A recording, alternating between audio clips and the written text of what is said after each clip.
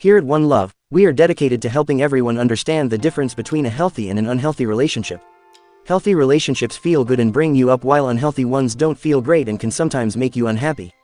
Everyone deserves healthy and happy relationships. Healthy relationships all have some key elements: healthy communication, healthy boundaries, mutual respect, and support for one another. Healthy relationships bring out the best in you and make you feel good about yourself. But most of us were never really taught about what that actually means. As a therapist with over a decade of experience working with couples, here are top tips for how to have a good, healthy relationship. The key is being communicative and proactive. Acceptance and respect. This means accepting what we have come to know about the other person and continuing to treat him/her with respect. When we really get to know someone, we find out things that are not that great about them, and they find out the same about us. Continuing to hold the other person in a positive light are essential practices in healthy relationships. Additionally, people in the happiest relationships also talk favorably about each other in social situations, and also try to honor the preferences the other person has for things.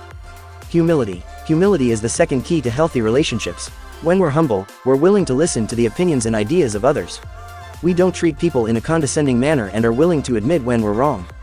Humility doesn't mean you have low self-esteem or think of yourself as a loser.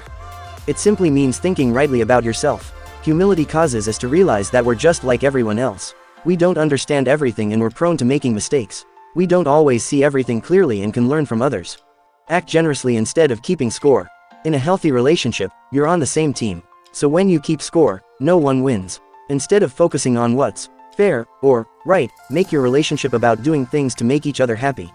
Also, do it without expecting anything in return. This builds security in your relationship and inspires both of you to feel satisfied with each other as just you are, not as you wish one another could be. Two-way communication. Relationships are a two-way street. You need to be able to speak, and the other person also needs to be able to speak.